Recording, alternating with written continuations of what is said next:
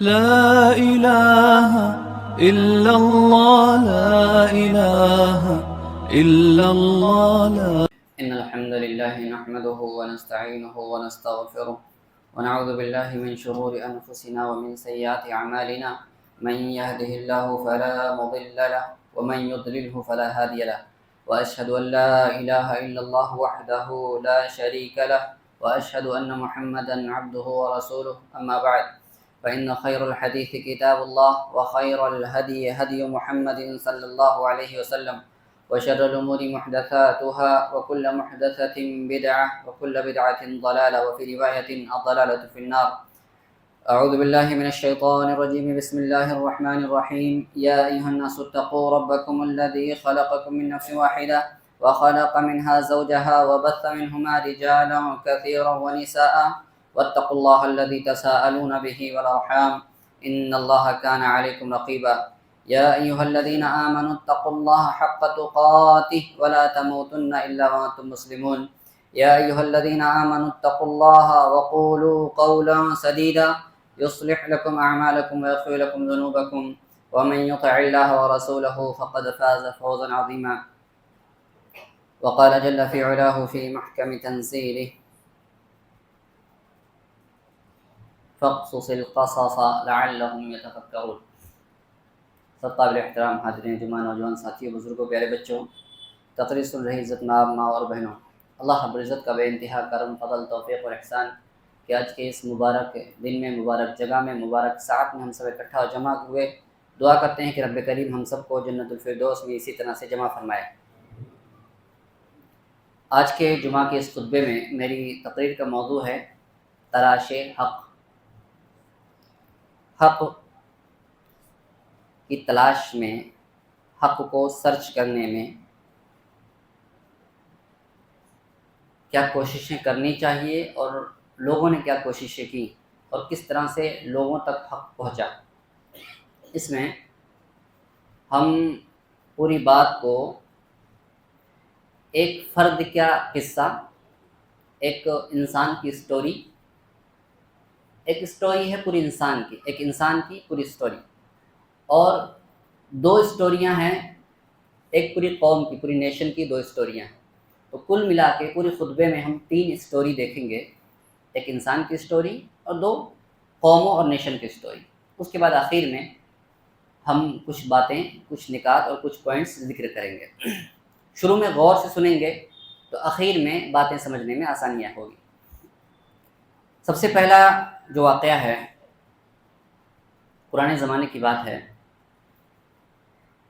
اگر آپ دنیا کا میپ اٹھا کر کے دیکھیں تو آپ کو دنیا کے میپ کے اوپر انڈیا، پاکستان، افغانستان، اس کے اوپر ایران دکھے گا. ایران کے اندر ایک جگہ ہے اصفہان. آپ سرچ کر کے دیکھیں اصفہان، اس کو اصبہان بھی لکھتے ہیں. وہاں ایک جاگیردار تھا. یہ پرشین امپائر کی بات چل رہی. جاگیردار تھا. اب پہلے کے زمانے میں جب بادشاہ کسی ملک پر قبضہ کرتے تھے تو اپنا کوئی بندہ اس علاقے پر بیٹھا دیتے تھے. اس پہ قبضہ کیا، اس کو اپنے انڈر میں کر لیا. اب یہاں کی پوری زمین جو ہے یہ فلانا بندہ اس کی نگرانی کرے گا. اس کو جاگیردار کہا جاتا تھا. یہ پوری زمین کا مالک، سیاہ و سفید کا مالک یہ انسان ہوتا تھا. سب کچھ اسی کا ہے. اس کے اندر جو لوگ ہیں سب اس کے نوکر ہیں. یہ جس کو چاہے اس زمین سے نکال دے، جس کو چاہے بڑی بڑی زمینیں دے دے، سب اس جاگیردار کے ہاتھ میں. تو آج جیسے ایم ایل اے ہوتا ہے، اس زمانے میں وہ جاگیردار کا پاور تھا. یہ جاگیردار ہے. یہ جاگیردار کی بہت بڑی جاگیردار ہے. مجوسی دین کی عبادت کرتا ہے، آگ کی پوجا کرتا ہے. اس کے یہاں ایک چھوٹا سا لڑکا ہے جسے یہ دنیا کے اندر سب سے زیادہ پیار کرتا ہے، سب سے زیادہ عزیز ہے دنیا کے اندر. اسے اتنا کیئر کرتا ہے، یہ اتنا پیار ہے اس کو، اس اپنے بیٹے سے، کہ اسے اس نے اپنے ایک گھر کے اندر، فارم ہاؤس کے گھر کی طرح اس کو قید کر کے رکھا ہے. باہر نہیں نکلنے دیتا ہے اس کو، کہیں ایسا نہ ہو کہ اس کو کوئی نقصان پہنچائے. اس گھر کے اندر قید رکھتا ہے. ایک طرح سے دنیا کی ہر نعمتیں اس کو اس کے اندر میسر ہیں. اب ہوتا یوں ہے کہ یہ جاگیردار کسی کام میں مشغول ہو جاتا ہے، کسی عمارت کے بنانے میں، بنگلہ بنانے میں مشغول ہو جاتا ہے. اس کا بہت بڑا گارڈن ہے، باغیچہ ہے. تو یہ روزانہ باغیچے میں جاتا ہے، ڈیوٹی کرتا ہے اپنی، جا کے دیکھ ریکھ کرتا ہے جو نوکر وغیرہ کام کر رہے کہ نہیں کر رہے. تو ایک دن کسی کام میں مشغول ہو جاتا ہے مجبوراً اپنے بیٹے کو بھیجتا ہے کہ جاؤ فلاں باغ میں دیکھ لو، صرف نگرانی کر کے آ جاؤ۔ تو اب یہ کہتا ہے کہ باپ نے اجازت دی تو میں باہر نکلا۔ اب شہر سے گزرا تو جانا مجھے باغ میں ہے، اپنے باغ کی دیکھ ریکھ کرنے کے لیے۔ تو وہاں دیکھتا ہوں کہ کنیسہ ہے، گرجا گھر، جہاں دیکھتا ہوں کچھ لوگ کھڑے ہو کے عبادتیں کر رہے ہیں، ذکر و اذکار کر رہے ہیں۔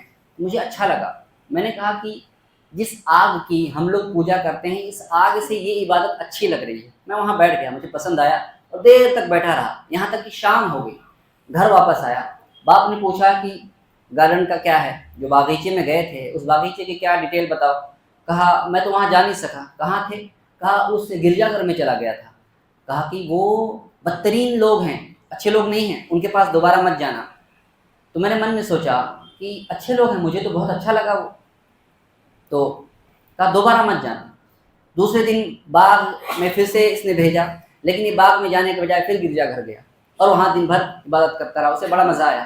جب واپس آیا پھر باپ نے رپورٹ لی، پھر وہی معاملہ، تو باپ نے اس بار سختی کی کہ بیٹا تو میرے لیے جان سے زیادہ عزیز ہے، اب جو ہے گرجا گھر میں دکھنا نہیں، تیرے لیے اچھا نہیں ہوگا، یہ جان سے زیادہ عزیز ہے لیکن جب دین پر آئی ہے تو کیا کہہ رہا، تیرے لیے اچھا نہیں ہوگا۔ تیسرے دن پھر جب گیا وہ بندہ وہیں گیا، تب جب یہ لوٹ کر کے آیا، اسے خبر ملی کہ بندہ یہ بچہ وہیں گیا ہے، اس نے قید کر دیا، پیروں میں زنجیر ڈال دی اور قید کر کے ایک روم میں بند کر دیا اور نوکروں سے کہہ دیا اس کا خوب خیال رکھو، کھانے پینے میں کمی نہ ہو، لیکن اس کو چھوڑو نہیں، ایک روم کے اندر قید کر دیا۔ اب اس نے اپنے نوکروں میں سے کسی نوکر کے ذریعے سے کہلا کر کے بھیجا، اس گرجا گھر کا جو پادری تھا اس سے کہا کہ کوئی میرے باپ نے مجھے قید کر لیا ہے، لیکن مجھے کچھ بھی ہو، یہ جو دین، جس دین کی تم عبادت کرتے ہو، مجھے یہ دین پسند ہے، میں اس میں داخل ہونا چاہتا ہوں، مجھے پورے طریقے چاہیے، لیکن میں یہاں رہ کر کے اس دین میں داخل نہیں ہو سکتا، تو مجھے یہاں سے نکلنے کا بندوبست کر دو۔ تو ان لوگوں نے کہا کہ ابھی شام سے کچھ لوگ آنے والے ہیں، تاجر لوگ، جب یہ آئیں گے تو ہمیں آپ کو خبر کر دیں گے۔ کچھ لوگ آئے شام سے تجارت کا سامان لے کر کے، یہاں بیچا۔ جب وہ لوگ جانے کو ہوئے تو انہوں نے اس کو خبر کی، اس نے نوکر کو پیسہ دیا اور اپنی زنجیریں کھول کر کے نکل کے پادری کے پاس آیا اور پادری سے پوچھا، کہا کہ مجھے بتاؤ اس وقت زمین میں جس دین کی تم کی پیروی کر رہے ہو، یہ اسلام سے پہلے کی بات ہے، عیسائیت کی بات چل رہی ہے، اور اس وقت اسلام سے پہلے عیسائیت ہی سچا مذہب تھا، تو گویا وہ سچا مذہب ہوا۔ کہا کہ اس دین پر جو سب سے زیادہ پابند ہو، سب سے زیادہ نیک ہو، مجھے ایسے شخص کے پاس بھیج دو، میں اس کے پاس رہوں گا، اللہ کی عبادت کروں گا۔ کہا کہ اس وقت ہمارے علم کے مطابق جو سب سے زیادہ متقی ہے وہ شام کے اندر رہتا ہے، وہاں تم چلے جاؤ۔ یہ شام کے اندر پہنچا، وہاں جا کر کے ان سے ملا، کہا کہ میں آپ کے ساتھ دین سیکھنا چاہتا ہوں، آپ کے ساتھ رہنا چاہتا ہوں۔ کہا کہ ٹھیک ہے، رہو میرے پاس۔ اب یہ رہ گئے۔ تو یہ کہتے ہیں ان کا پہلا تجربہ وَكَانَ رَجُلٌ سَوْءٍ، لیکن یہ جو عابد تھا، لوگوں کے لیے بہت بڑا عابد تھا، لیکن برا آدمی تھا، لوگوں کو صدقات و خیرات کا حکم دیتا تھا کہ صدقات و خیرات دو، میں غریبوں میں تقسیم کروں گا، لیکن ایسا کرتا نہیں تھا، لوگ سونے چاندی اس کو دیتے، یہ سب جمع کر کے اپنے پاس رکھ لیتا۔ جب یہ مر گیا، لوگ اس کے دفن کرنے آئے، بڑا عزت و ایک تکریم کی۔ انہوں نے کہا کہ جس آدمی کی تم اتنا عزت دے رہے ہو یہ اچھا آدمی نہیں تھا۔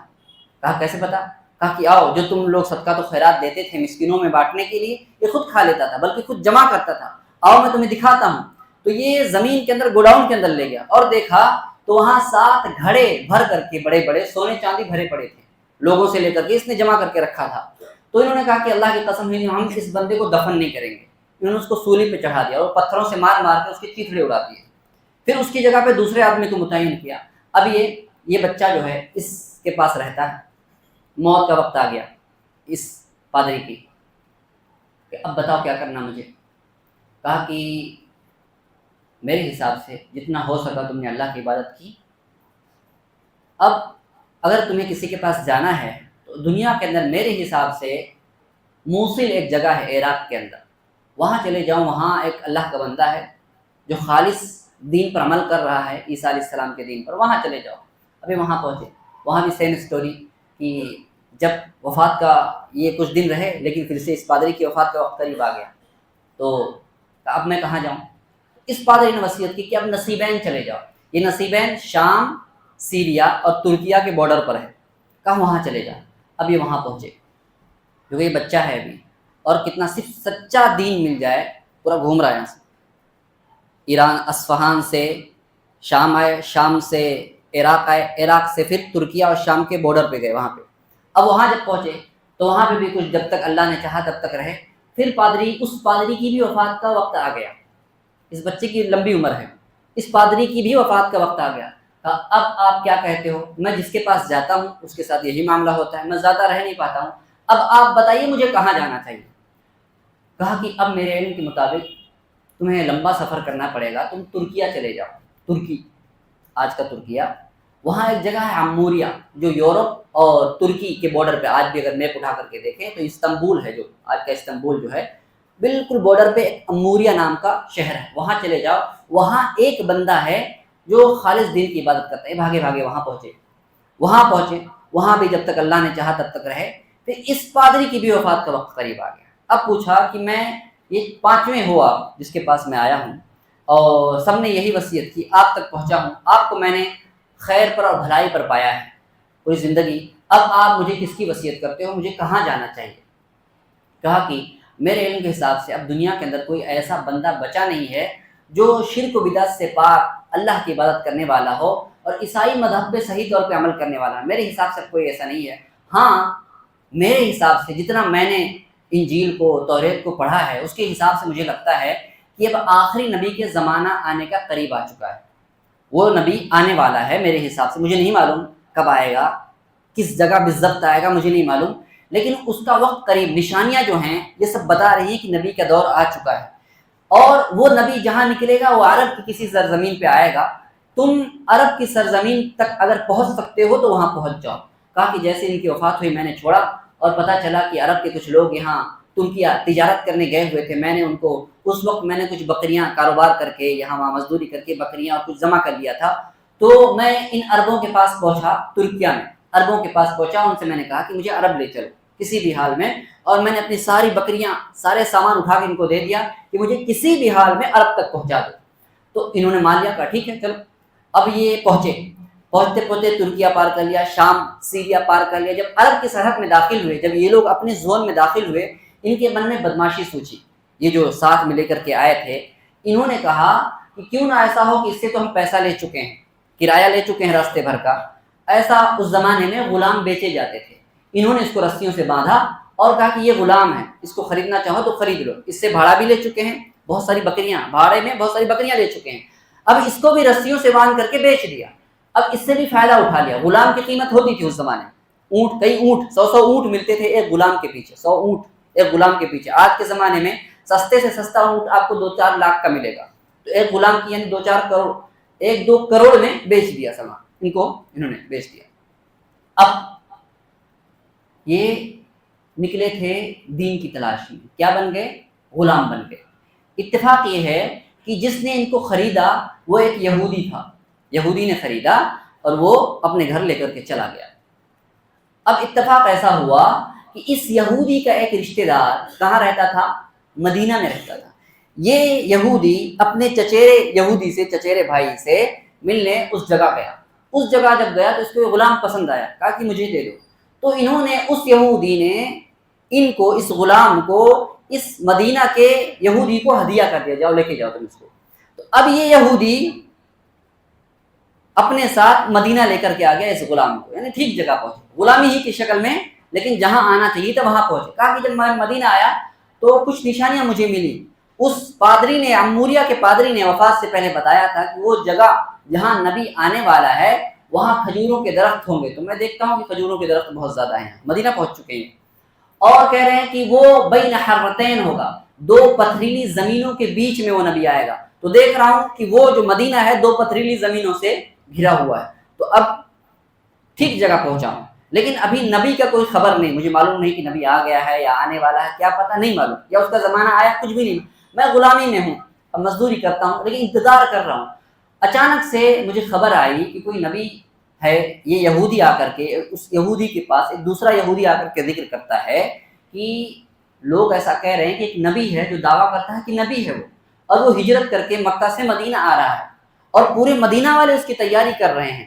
تو جب میں اس میں دلچسپی لینے لگا، شدت سے انتظار کرنے لگا کہ یہ نبی آئے گا کب، تو ایک دن انتظار کرتے رہے۔ ایک دن میں کھجور کی بالکل ٹہنی پہ اوپر چڑھ کر کے اس کا مالک نیچے لیٹا ہوا ہے، میں اوپر چڑھ کے کچھ کام کر رہا ہوں۔ اچانک سے اس کا چچیرا، یہودی کا چچیرا بھائی آتا ہے دوڑتے ہوئے کہ ہلاکت ہو، تباہی ہو، تباہی ہو، ہلاک ہو جاؤ۔ ارے وہ نبی آ گیا ہے جس کا انتظار چل رہا تھا۔ کہا کہ ایسا جب میں نے سنا تو جیسے میرے پاؤں ہاتھ پیر پھول گئے اور میں اوپر سے دھڑام سے نیچے گرا، اور قریب تھا کہ میں اپنے آقا کے اوپر گر کے اسے مار دیتا، لیکن میں گرا اور اس سے دوڑ کے پوچھا کون ہے، کہاں ہے، کب آیا، کہاں آیا، کس جگہ، بہت سارے سوال ایک سانس میں کر دیے، اور میرا سینہ پھولے جا رہا تھا خوشی کے مارے، حیرت استعجاب کے مارے۔ تو جب یہ میری جستجو دیکھا یہودی نے، اب یہ غلام ہے، غلام کی کیا زندگی ہے، تو اس نے زور سے گھونسا مارا سینے پہ، کہا کہ اپنا کام کر، یہ مکہ اور مدینہ اور نبی کے بعد تجھے کیا کرنا ہے، تو غلام، تجھے اس میں کیا دلچسپی ہے؟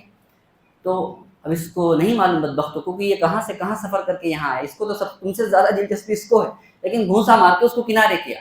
اب میں شام ہوئی تو لوگوں کو دیکھا کہ اس نبی کے پاس لوگ کہاں جمع ہیں، قبا میں لوگ ارد گرد جمع ہیں۔ اب میں گیا تو میرے پاس کھجور تھی، میں کھجور لے جا کر کے دیا۔ ابھی نشانی چیک کرنے جا رہے ہیں کہ یہ واقعی جو نبوت کا دعویٰ کر رہا نبی ہے بھی یا نہیں ہے، تو میں نے کھجور جا کر کے اللہ کے نبی کے پاس جا کے میں نے کہا کہ میں نے دیکھا کہ تمہارے ساتھی بھوکے رہتے ہیں بیچارے، کوئی سہارا نہیں ہے، ہجرت کر کے آئے ہوئے ہیں، بھوکے پیاسے رہتے ہیں، تو میں نے تھوڑا سا مال رہا، یہ لو صدقہ کرتا ہوں، آپ لوگ کھا پی لو اس کو۔ تو اللہ کے نبی نے کہا اٹھا لو اس کو اور تم لوگ کھا لو۔ تو صحابہ نے کھا لیا، اللہ کے نبی نے نہیں کھایا۔ اب یہ کہتا ہے کہ ہذہ واحدہ، یہ پہلی نشانی ہوگی، کیا؟ اس پادری نے کہا تھا وہ صدقہ نہیں کھائے گا، صدقہ نہیں کھایا۔ کچھ دن کے بعد اب اللہ کے نبی کہاں گئے؟ قبا سے کہاں چلے آئے؟ مدینہ چلے آئے۔ قبا اور مدینہ جو لوگ گئے ہیں جانتے ہیں 1.5 کلومیٹر کا فاصلہ ہے، مدینہ چلے آئے۔ میں کچھ اور میں نے کھجوریں جمع کی اور دوسری بار پھر آیا، میں نے کہا کہ میں نے آپ کو دیکھا، ٹوکری لے کر کے گیا، کہا میں نے دیکھا آپ کو کہ آپ صدقہ نہیں کھاتے ہیں، تو یہ میری طرف سے ہدیہ ہے، آپ کھاؤ، میں چاہتا ہوں کہ میرا دیا ہوا یہ ہدیہ ہے، اسے کھائیے۔ تو اللہ کے نبی نے خود بھی کھایا اور صحابہ کو بھی کھلایا۔ کہا ہذہ ثانی، یہ دوسری ہو گئی۔ اب مجھے تیسری تلاش کرنی، تیسری کہاں دیکھیں؟ تو کیسے موقع ملے کہ اللہ کے نبی صلی اللہ علیہ وسلم اپنے کسی صحابی کے جنازے میں بقیع الغرقد گئے، جنت البقیع نہیں، بقیع الغرقد، وہ جو جنت البقیع جس کو ہم کہتے ہیں وہ جنت البقیع نہیں، صحیح لفظ کیا ہے؟ بقیع غرقد۔ آپ پوری حدیث حدیث کی کتاب میں اٹھا ڈالیے، آپ کو جنت البقیع کہیں نہیں ملے گا، اسے بقیع غرقد، صحابہ نے ہمیشہ بقیع غرقد کہا، وہاں غرقد کے جھاڑ ہوا کرتے تھے، اور بقیع زمین کے ٹکڑے کو کہتے ہیں، تو ایسی زمین کا ٹکڑا جہاں غرقد کا جھاڑ اگا کرتا ہے۔ جنت البقیع یہ انڈین میڈ نام ہے، جہاں ہر چیز کو جنت بنا دیتے ہیں، وہ انڈین میڈ نام ہے، جنت البقیع نہیں کہنا چاہیے، اسے بقیع غرقد کہنا چاہیے۔ تو سلمان فارسی کہتے ہیں کہ صحابہ بیٹھے ہوئے تھے، آپ صلی اللہ علیہ وسلم، قبر ابھی کھودی جا رہی ہے، میں نے موقع دیکھا کہ اللہ کے نبی بیٹھے ہوئے، سامنے حاضر ہوا اور پھر پیچھے گھوم کر کے آ گیا۔ تو اللہ کے نبی نے جب میرا یہ دیکھا تو آپ سمجھ گئے کہ یہ مجھے چیک کر رہا ہے کہ میں نبی ہوں کہ نہیں ہوں۔ اور اللہ کے نبی صلی اللہ علیہ وسلم وہ کیا چیک کر رہے تھے؟ مہر، اللہ کے نبی کے پیچھے مہر نبوت تھی یہاں پہ۔ تو جب دیکھا کہ یہ آدمی پیچھے آ کے چیک کر رہا ہے تو اللہ کے نبی نے چادر کھسکا دی اور دیکھا کہ اب اس شخص نے دیکھا یہاں پہ کہ دیکھا میں نے کہ پیچھے مہر لگی ہوئی ہے، جیسے ہی دیکھا دوڑے اور چمٹ گئے اللہ کے نبی سے، فانکببت علیہ، میں اللہ کے نبی سے چمٹ گیا جا کر کے اور رونے لگا میں۔ اللہ کے نبی سمجھ گئے، تحول یا سلمان، سلمان پلٹاؤ۔ یہ کس کا قصہ ہے؟ سلمان فارسی کا رضی اللہ عنہ۔ پوری 100 سال تلاش کیا ہے، حق کی تلاش میں 100 سال لگا دیا، تب جا کے نبی ملا، 100 سال کی تلاش کرنے کے بعد۔ تحول یا سلمان، سلمان سامنے آئے، کہا تمہارا قصہ کیا ہے، بتاؤ، اسٹوری بتاؤ تمہاری کیا ہے۔ پوری اسٹوری سنا ڈالی ہے۔ تو اللہ کے نبی نے کہا کہ اپنے صحابہ سے بھی بیان کرو۔ اللہ کے نبی چاہتے تھے یہ جو حق کی تلاش کی، یہ جو جستجو ہے حق کی تلاش کی، یہ سارے صحابہ سنیں۔ اور آج ہم لوگ حق دین کو کتنا معمول سمجھتے ہیں، ہاں، بیٹھے بیٹھے ہمیں سب کچھ ملتا ہے لیکن ہمیں ذرہ برابر۔ یہ بچہ ہے، ہاں، جہاں عیش کی زندگی گزار رہا ہے اپنے جاگیردار کے پاس، وہاں سے نکلا شام، شام سے موصل، موصل سے عراق۔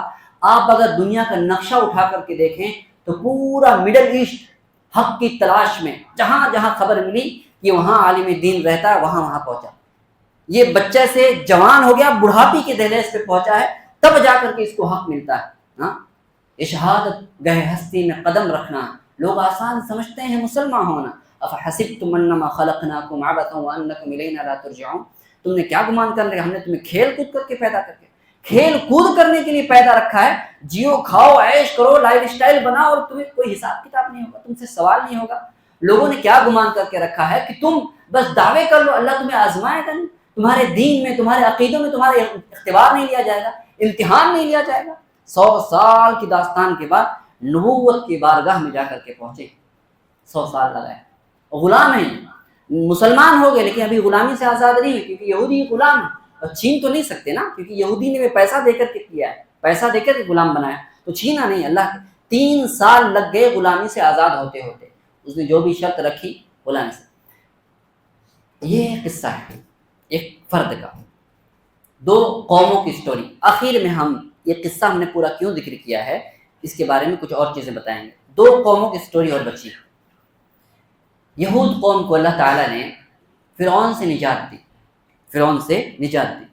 یہ لوگ ان کو کہا کہ تم فلسطین میں داخل ہو جاؤ, کوئی جنگ نہیں کرنا, تم لوگ حطۃ کہہ کے داخل ہو جاؤ کہ اللہ ہمیں بخش دے, ہم تمہیں فلسطین یوں ہی دے دیں گے, ہم تمہیں فلسطین یوں ہی دے دیں, بس تم اللہ کی شرع کی پابندی کرو. یہ جو ہم کہہ رہے ہیں یہ کہتے ہوئے کہا کہ ہم نہیں داخل ہوں گے, وہاں ایسے ایسے لوگ خطرناک لوگوں کو ان سے جنگ کرے گا, ہم نہیں جائیں گے وہاں پہ, تم جاؤ تمہارا رب جائے, ہم نہیں لڑتے.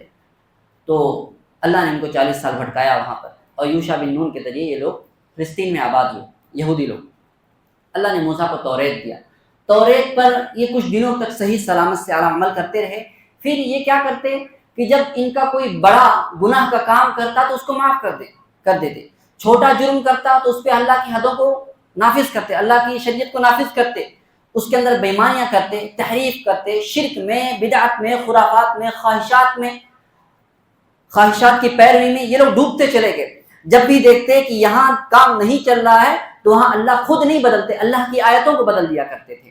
اللہ نے ان کو کہا کہ چربی مت بیچو, چربی جو ہے جانور کی چربی کھانا حرام کر دیا, تو انہوں نے کیا کیا, چربی کو پگھلا کر کے تیل بیچنا شروع کیا, کہا کہ ہم چربی نہیں تیل بیچ رہے ہیں, حالانکہ وہی چیز ہے. تو انہوں نے اللہ کی آیتوں کی تعویل کرنا شروع کی. اللہ نے ان کو کہا کہ تمہیں سیٹرڈے کو شکار نہیں کرنا ہے, تو یہ سیٹرڈے کو شکار نہیں کرتے لیکن جالی لگا دیتے تھے, اب سنڈے کو جا کر کے جالی نکال کے آ جاتے تھے. تو اللہ نے جس چیز سے منع کیا ہے اس کو تعویلیں کر کے, جگاڑ کر کے اس چیز کو کام کرتے, لیکن کہتے ہم نے ایسا نہیں کیا. اور آج بہت سارے مسلمان یہ کام کر رہے ہیں اسی تعویل کے نام پر, اسی تعویل کے نام پر یہی سارے حرام خوریاں, بےایمانیاں, یہی سارے مصلحت کے نام پہ وہ سارے کام کرے جو یہودیوں نے کیا تھا.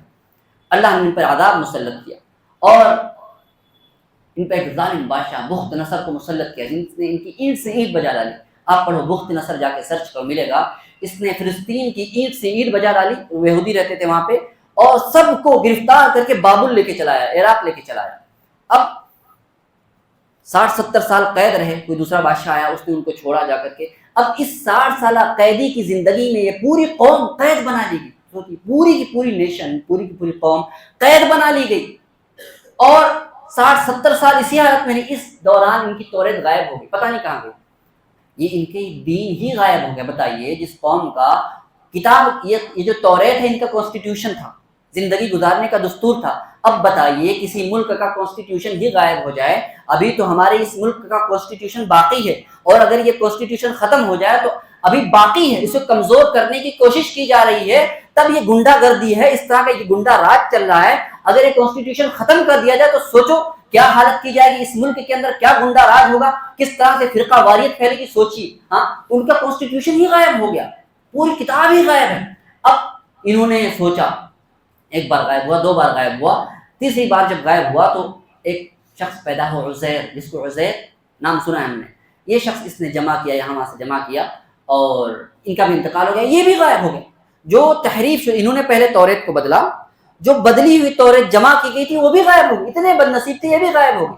اب یہ جب غائب ہو گئی تو ایک شخص, اس نے جو ہے خود سے اپنی توریت کو جمع کیا, الٹا سیدھا اس کو جو بھی یاد تھا, جو اصل کتاب نہیں جمع ہے, الٹا سیدھا جو بھی یاد تھا اس نے جمع کیا, اور کہا کہ اب یہ میں نے جمع تو کیا لیکن لوگ مانیں گے نہیں, تو اس کو کیسے کہنا کہ یہ توریت ہی ہے. تو اس نے بہانہ کیا خواب کا, کہا کہ دیکھو میں نے خواب دیکھا ہے, یہ پادری تھا, کہا کہ میں نے خواب دیکھا ہے کہ فلاں جگہ جو عزیر علیہ السلام نے جو توریت لکھی تھی فلاں جگہ پڑھی ہے، جا کر کے لے آؤ وہاں سے، تو وہ وہاں جا کے اس نے لکھ کر کے وہاں رکھ دیا چپکے سے جا کر کے۔ اب بادشاہ نے جا کے سرچ کیا تو پتہ چلا کہ وہاں کتاب ملی۔ تو یہ تحریف شدہ جو کہ اللہ کی کتاب نہیں ہے، اس کو بادشاہ نے جب ملی تو یہ ملنا بھی ان کے لیے غنیمت تھا۔ اس دن کو ان لوگوں نے عید منا لیا، خوب خوشیاں کی کہ چلو ہمارا کانسٹیٹیوشن واپس آ گیا، دستور مل گیا، ہاں ہم لوگ آزادی کا دن مناتے، یوم جمہوریہ مناتے ہیں، ہاں تو ویسے ان لوگوں نے عید کا دن بنا لیا اس کو، کہا کہ اس دن ہماری کتاب غائب ہو گئی تھی، کتاب مل گئی، خوشی کا دن منایا اس کو۔ اب یہ کتاب دیکھو تحریف شدہ کتاب ملی ان کو۔ یہ قصہ ہے یہودیوں کا، ان کی کتاب غائب ہو گئی، پھر ان پہ کیا ٹائٹس آتا ہے، وہاں بخت نصر نے ان کی اینٹ سینٹ بجائی، پھر ان کے اندر آپسی لڑائی جھگڑے، شرک و بدعات خرافات کی وجہ سے پھر ایک ٹائٹس بادشاہ آتا سن 70 عیسوی میں ان کے اوپر حملہ کرتا ہے اور ان کی پھر سے اینٹ سے اینٹ بجا دیتا ہے، جو یروشلم معبد جو ہے جو ان کا عبادت کا گھر تھا اس کو بھی گرا دیتا ہے۔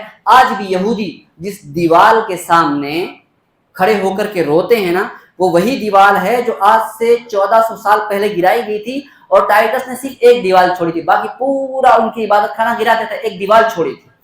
وہی اسی دیوال کے سامنے یہ لوگ کھڑے ہو کر کے عبادت کرتے ہیں، روتے ہیں جا کر کے، اور اسی عبادت گھر کو بنانے کے لیے یہ لوگ آج جو دنگا فساد کر رہے ہیں اسی وجہ سے وہ گھر واپس بنانا چاہتے ہیں۔ اللہ نے ان کے اوپر ایسی ذلت و رسوائی مسلط کی کہ 1400 سال ہو گیا آج تک بنا نہیں سکے اس کو دوبارہ، تو اسی لیے ساری کوششیں چل رہی ہیں کہ اس گھر کو بنایا جائے دوبارہ۔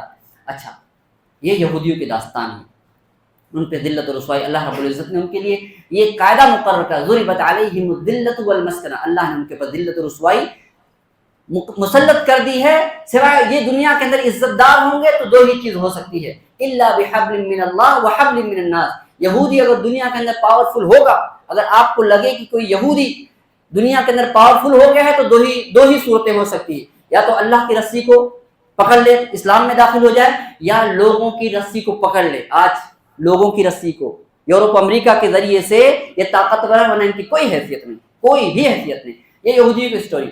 عیسائیوں کی اسٹوری بہت ہی اختصار کے ساتھ ہم ذکر کرتے ہیں، اخیر میں بہت اہم باتیں ہیں۔ عیسائیوں کی اسٹوری کیا، اللہ کے نبی صلی اللہ علیہ وسلم نے غالباً مسند احمد یا دارمی کی حدیث ہے، خلاصہ اللہ کے نبی نے پوری عیسائیت کا خلاصہ بیان کیا کہ جب عیسیٰ علیہ السلام کو اٹھا لیا گیا تو عیسائی تین حصوں میں بٹ گئے۔ ایک وہ لوگ تھے جو اپنے دین کو قائم رکھنے کے لیے، باقی رکھنے کے لیے انہوں نے اس وقت جو کفر تھے، شرک تھا، بدعت تھا، اس کے خلاف لڑے، بادشاہوں سے لڑے، یہ سارے کے سارے بیچارے شہید ہو گئے، یہ شہید ہو گئے، اللہ کے ان کے لیے اجر ہے۔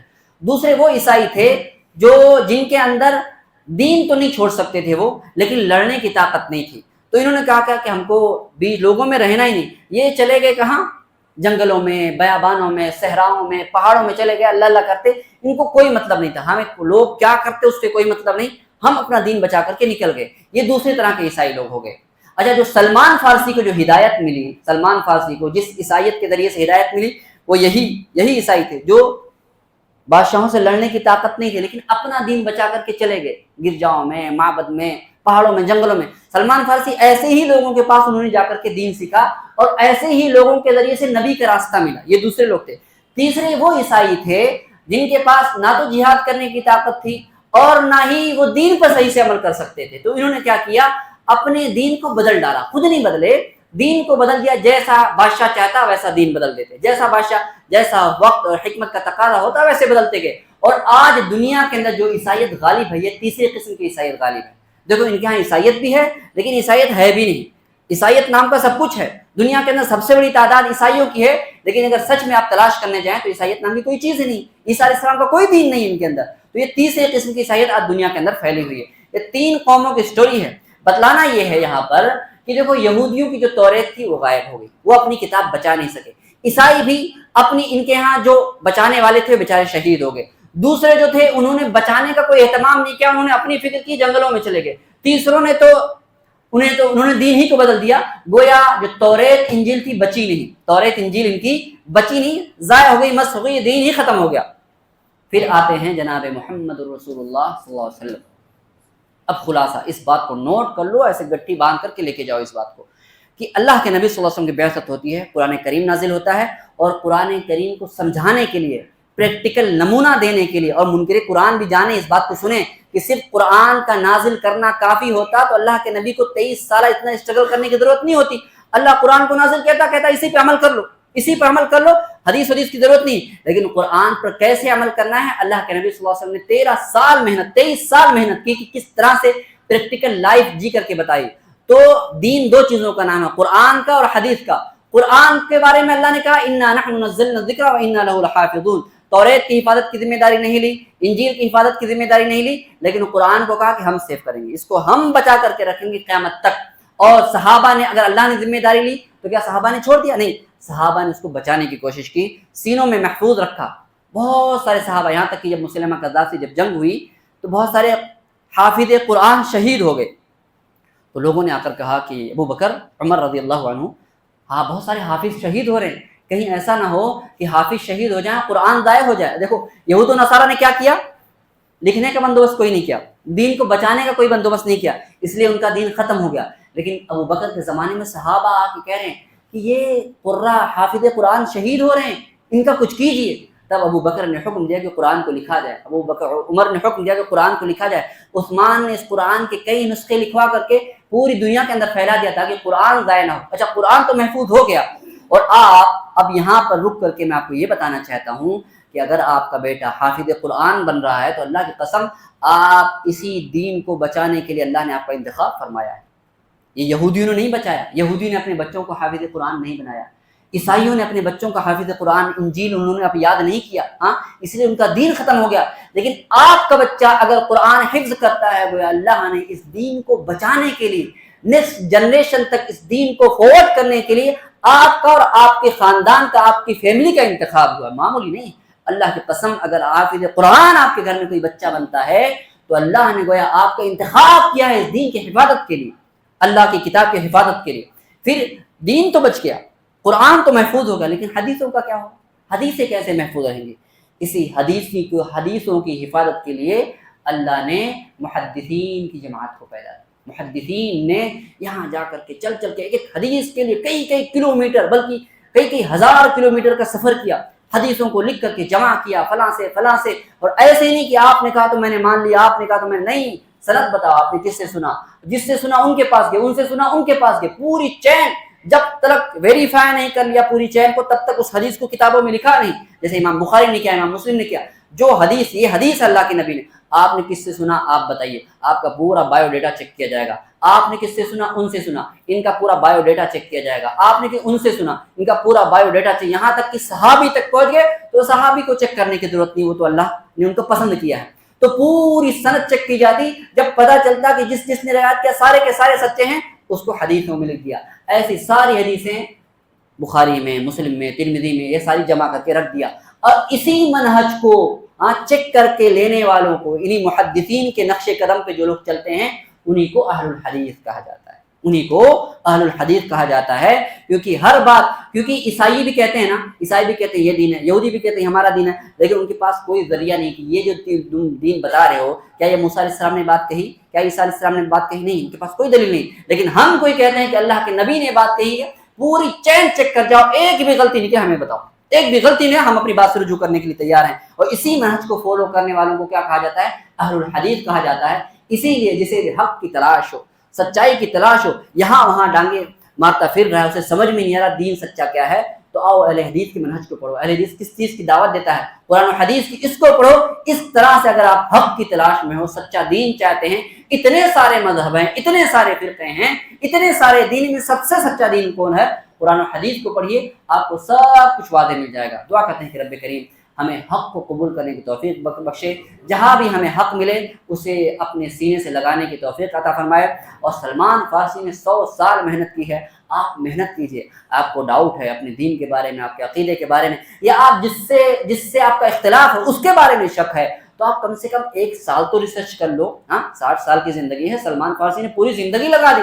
کم سے کم 1 سال تو تحقیق کر لو، صحیح کیا ہے غلط کیا ہے. اس کے بعد تحقیق کرنے کے بعد جو آپ کو سچ لگے اس پر عمل کرو. اگر آپ خالص دل لے کر، تعصب سے پاک ہو کر کے خالص دل لے کر کے آئیں گے، سچا دل لے کر کے آئیں گے، سب کچھ خاندانی عصبیت، اونچ نیچ کی عصبیت، سب کچھ چھوڑ کر کے سچا دل لے کر کے آؤ کہ مجھے حق چاہیے، چاہے جس کے پاس بھی مل جائے، تو اللہ رب العزت فرماتا ہے والذین جاہدوا فینا لنہدینہم سبلنا، جو ہماری راہ میں کوشش کرتے ہیں، ہمیں تلاش کرنے کی کوشش کرتے ہیں، ہم تک پہنچنا چاہتے ہیں، لنہدینہم سبلنا، ہمارا ان سے وعدہ ہے کہ ہم انہیں ضرور بھی ضرور اپنی راہ دکھائیں گے، انہیں ضرور بضرور ہدایت دیں گے۔ رب کریم ہمیں ہدایت یافتہ لوگوں میں شامل فرمائے۔ وآخر دعوانا الحمدللہ رب العالمین۔